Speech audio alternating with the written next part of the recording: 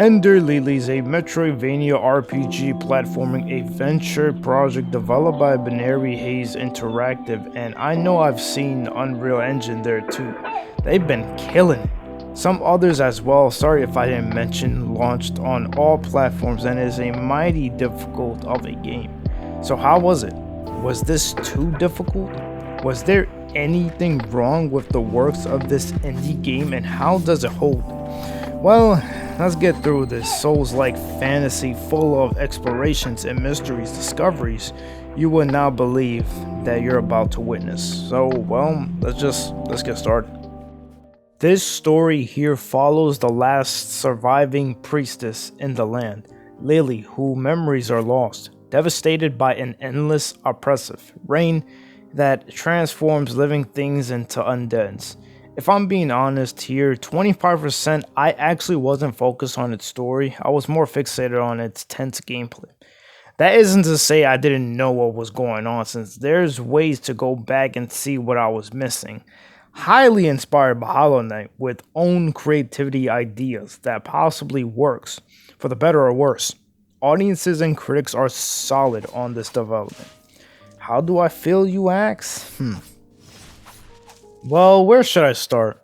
It's experimental, a project that starts off very solid. However, there were immense times where I asked myself, is this how it's supposed to be?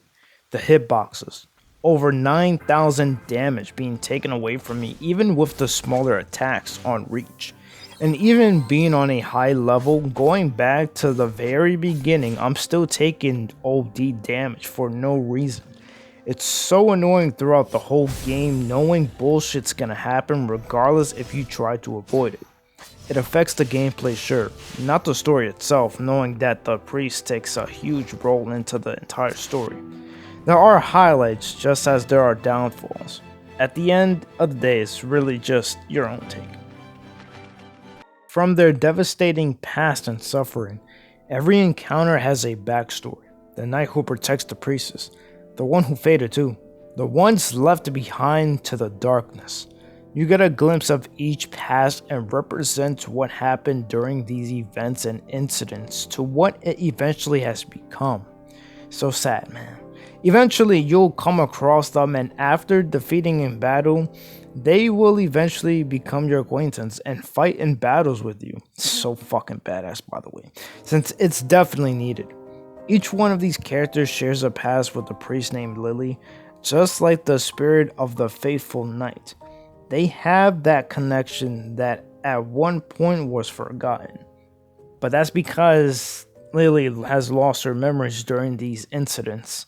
So once you go to these certain areas of the game, you'll tend to find new hidden ideas of what has happened during those times.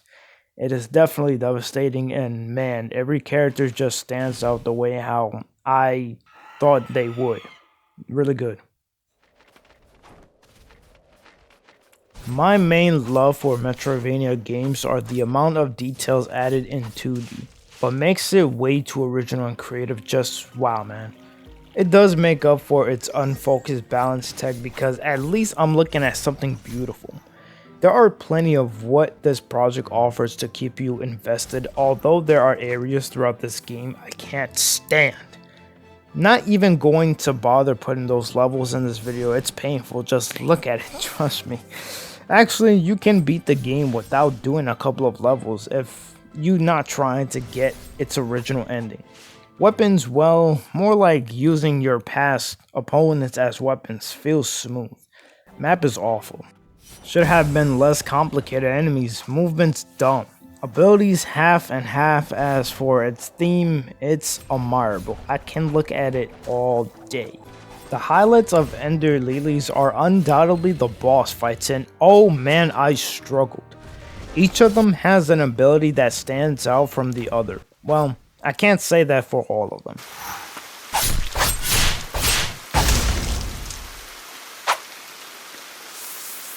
They can be relentless, aggravating, the attack patterns that can be difficult to maintain. There are even times where I would think I have the upper hand, thinking I beat the damn thing after an entire hour, just to find out it has yet another phase, and what happens next? I get fucked. I have a few favorites, but all of the Mad Knight, however you pronounce his name, is undoubtedly my favorite. The theme that perfects the vibe of the entire game. Most difficult attack patterns and just being an asshole the entire time. Well, it has its moments, but it's one hell of a project.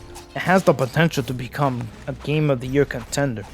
I won't just sit here and pretend it doesn't have problems because it certainly does, but I would be lying if I told you I didn't have fun.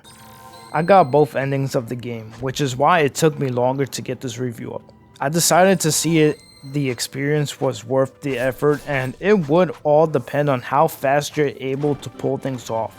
You have to avoid even the littlest shit, so it feels like you're dodging most of the time. I'll tell you what, the soundtrack, it's soundtrack of the year. The first half of this development felt like a promising masterpiece. Unfortunately, the deeper you go, the harder you fall. But it's safe to say it's certainly one to remember, despite the broken hitboxes. Ender Lilies is a 7 out of 10. What are your thoughts? Let me know how you feel or this review and this project itself. And well, there's not much to say here. I'm gonna let you guys go, so I hope you enjoy the video. And peace, y'all!